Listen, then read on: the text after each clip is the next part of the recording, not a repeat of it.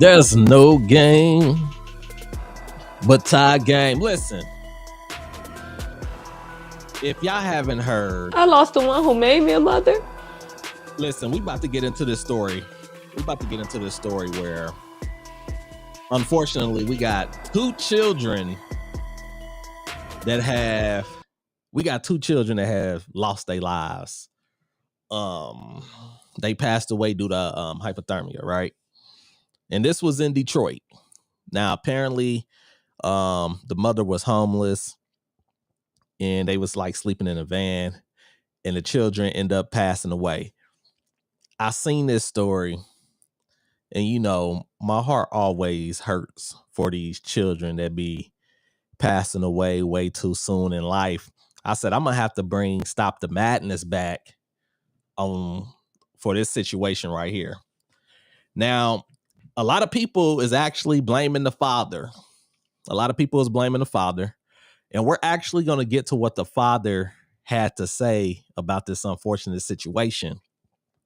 But first, we're going to listen to what this mother said so we can get caught up on what was going on, because this is the madness that I speak of. Is so unfortunate. Let's get to what she was talking about.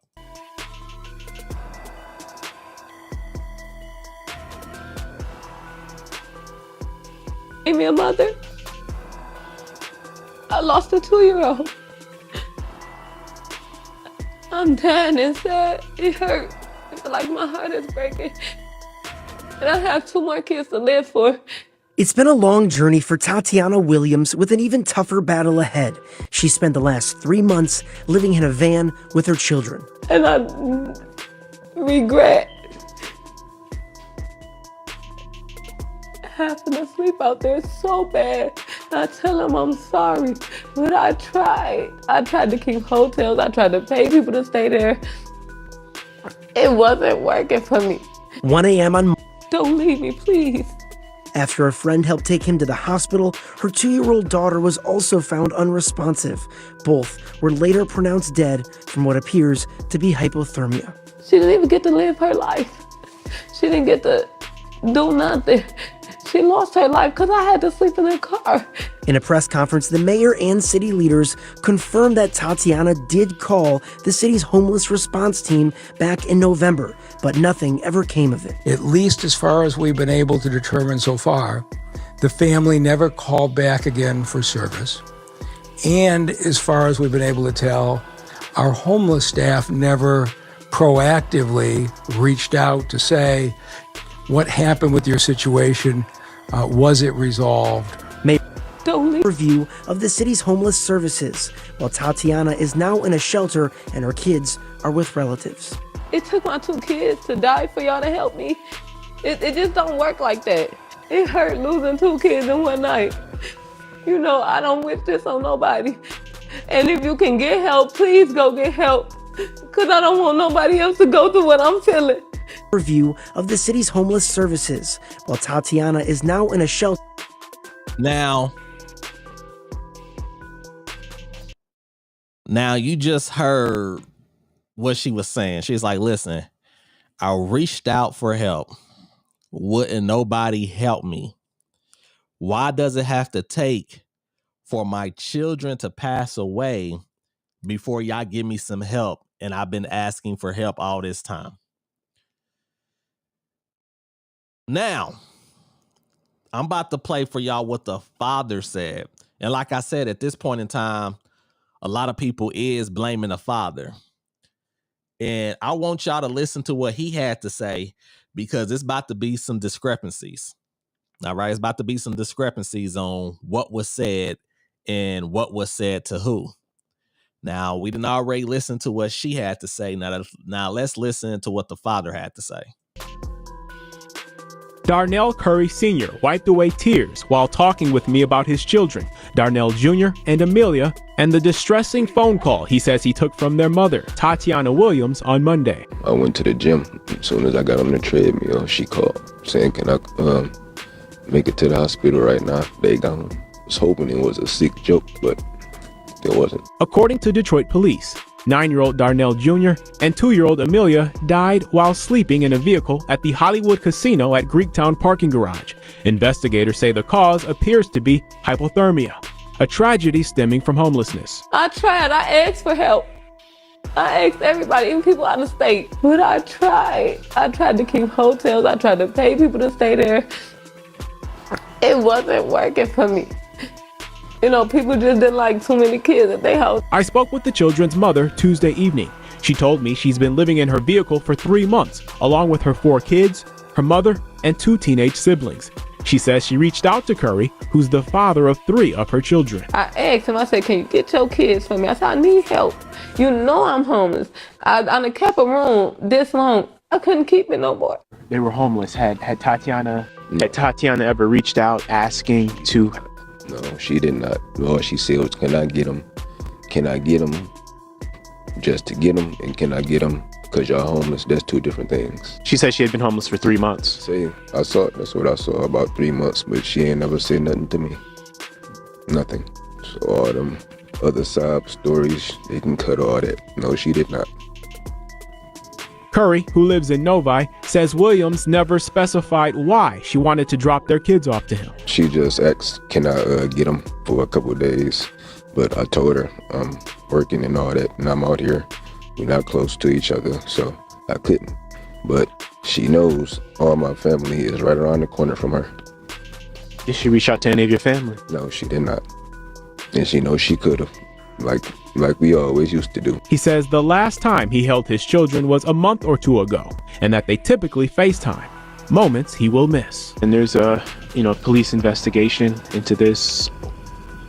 What is it you would like to see come of this? Obviously, nothing's going to bring back your 9-year-old and your 2-year-old. It doesn't matter to me. Can't get them back, so it's whatever. Darren Cunningham, 7 News Detroit. Darnell Curry Sr. wiped away tears. All right. So there you go. You done heard both sides of the story. So I'm going to go ahead and dissect this and give y'all my views on this whole situation. Like I said, there's a discrepancy in there. She said she was talking to him to come get his kids. And she said that I told him to come get his kids. You know we're homeless. So if we going off of what Tatiana said, she told him and he was aware of the situation. Now he says he was unaware that they was homeless. Now I listened to this because I was looking at a lot of the comments, and a lot of comments is like, oh, it's the father's fault. As you can see right here, as a father, why does it matter? Why did you not get your kids? Why did she have to specify? She asked you to get your kids. It's your fault, baby daddy. Couldn't show up for your kids, but could show up for an interview a month or 2 ago, sir. How do you not know when was the last time you saw your kids? So, me just playing devil's advocate here. I asked the question. I said, could it be possible that he truly didn't know that they was homeless? Is that possible? Now, he said that apparently he's at a different location, and he's at that location. It seems like he works at a different location. So, he basically said she told me to come get the kids, but she didn't specify why she wanted me to come get the kids, and he couldn't get the kids. That's what he said. If we are to believe what he says, then basically he's saying, listen, I work out the city, or I work out the state, or I work out the city. So she just told me to get the kids. She didn't specify. So I basically was like, I can't, right? Now, this is where it gets tricky. Because I see people saying, well, how don't you know that she was homeless for 3 months? I don't know their relationship. If they don't have a close relationship, and if they do drop off and pick up at a location, then it is possible that he wouldn't know that a person is homeless for 3 months or however long it was supposed to be. But this will be my question. If she's asking you to come pick up your kids at a time that you normally wouldn't pick them up, I would think that the very next question would be, even if you said I can't because I'm working, I would think that the next question will be, why, what's up? But that's just me thinking. If she's asking you to get your children and it's not the normal time that you're supposed to have them, or it's at a time that you normally wouldn't have them or wouldn't get them, I would think that the follow-up question will be, well, I can't get the kids, I'm at work, but what's up? Like, why are you asking me to come get the kids? What's going on? Now, I did see where people are saying, well, he should have got them. But I'm like, where's the follow-up questions? Because that would have been the first question I would have asked. Why, what's up? What's going on? So it don't even seem like he asked that question. Now, I did see somebody say that, well, maybe she was keeping the kids from him. I'm going to personally say I don't think she was keeping the kids from him, because I feel like that's something, maybe because this looked like it's bits and parts of an interview, so maybe he did say it, but to my knowledge, he didn't say that. And I think that would be one of the first things that a person would say if that was the case. I think that if she was keeping him from his kids, I think that would have been the first thing he said. Like, nah, she was keeping me from the kids so I couldn't see the kids. I didn't see none of that. Another thing, one of the kids was 9 years old. So I find it hard to believe that 9-year-old ain't never said, hey, we homeless and we sleeping in a van. I just find that within itself hard to believe. Diane said she had 5 kids are all they his kids. No, they said he's the father to 3 of them. Madness. But I would think that the 9-year-old would have said something, and he said that he normally talks to them on FaceTime. So that means that for him not to know they was homeless or something was wrong, that means that they would have always had to have FaceTime in like a certain location where he couldn't tell what was going on. Now she says, listen, I told him, come get your kids. You're nowhere homeless. I've been paying for these hotel rooms. I can't keep paying for these rooms. And she said that, and then he also said that I'm out the city or the state, but my family live right around the corner. So she could have took the kids over there. And that's where it gets tricky too. Like, is this a situation where was his family really willing to take in those children, her and her children, or maybe just the children? Maybe the family is like, look, we don't rock with you. I don't know their relationship, but we'll take the children. We'll take our grandbabies. Or was it a situation where she was like, I'm not going to give the kids to anybody? It sounds like she was willing to give the kids. She kept saying, I've been asking for help. The dad wouldn't come get them. For whatever reason, the family members that he said live around the corner wouldn't get them neither. And I think, are we surprised not one tear in his eyes? Trish, I would look, I like to be fair here. He do have a tear in his eye and he is wiping away tears. So I will give him that. But I think people is saying like, this definitely could have and should have been avoided. Because the fact that he didn't have no follow-up question, wait, what's up? What's going on? Is something wrong? Because if that's the case, she would have had to tell him, hey, come get your kids. he would have said, no, I can't because I'm working. And then she would have went on about her business. That don't seem to be the case. That don't seem to be the case. And then he said, I seen my children a month or so ago. So he's not exactly sure when the last time he's seen his children. So about a month. So he went a month without seeing his. I don't know. It's hard to believe.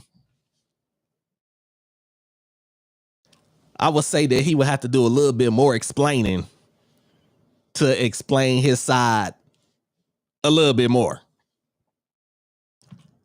Because like I said, I find it very hard that because she said she was homeless for 3 months. He said he seen his kids a month ago. I just find it hard to believe that 9-year-old ain't said nothing. Ain't said, look, Dad, we cold. We out here sleeping in this van. We don't be having no food to eat. I'm tired of this. We always in a different hotel room. 9-year-olds be talking. And I find it hard to believe that 9-year-old ain't say nothing on none of those FaceTime calls. Like, hey, man, hey, what's up? Did you eat? Nah, we ain't ate nothing, man. We homeless, man. We homeless. We sleeping in this van. We ain't got no air. We ain't got no, you know what I'm saying? We keep switching hotel rooms. Mama keep putting us in different hotels and stuff like that. Ain't nobody coming. That's hard to believe.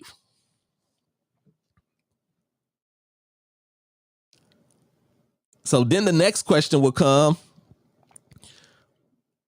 Why he said he ain't seen his kids in a month or so. So I'm going to just take that and say he ain't seen his kids in over a month. And could it be because he's working? Would that be his reason? He's saying, look, I've been working. A month's a long time. I mean, I don't know exactly how far he was, but if you have a relationship with your children, you need to go get your children, send for them or something. I feel like it's a missing piece to this story. Because a lot of people feel like as a father, he don't really come off like he cared about his children. While she was begging for help to come, he got 3 kids by her. So while she was begging for help, a lot of people feel like he came off like he just didn't care and he had other stuff to do. But like I said, as a father, it's your job to ask what is going on to the point where you need me to come pick up the kids if that's a time that he normally does not have them. He said, well, telling me you need to come get the kids versus telling me you need to come get the kids because you're homeless is 2 different things. That I will agree with. Because if you're at work or you're working and somebody like, hey, come do something, but they don't specify the nature of it, they don't specify how serious the situation is, you may feel like you got enough time to do that later. Like, come get the kids while I'm at work. But that's the part that's sticking me. Why wasn't it no follow-up question? Why wasn't it a follow-up question to what was going on to where these kids will still be alive today? I'm so sick of seeing all these stories about these kids passing away. I'm so sick of all this madness.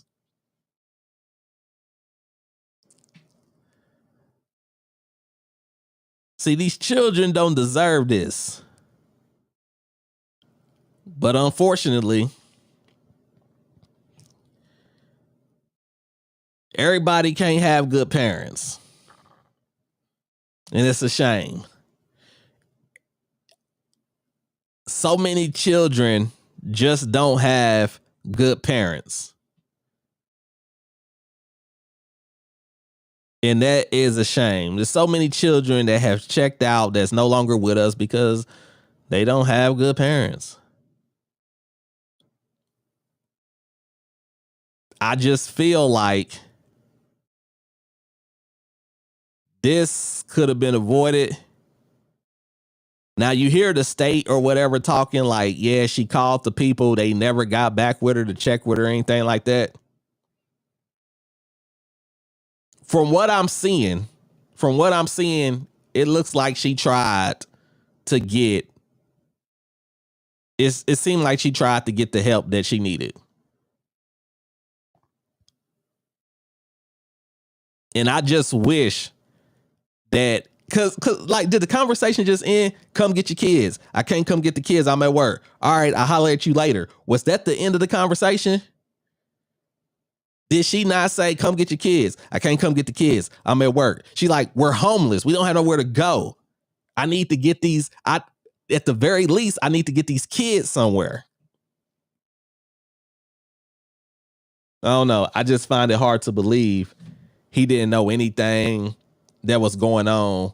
I find it hard to believe that he didn't answer no follow-up questions to why she's asking you to come get the kids.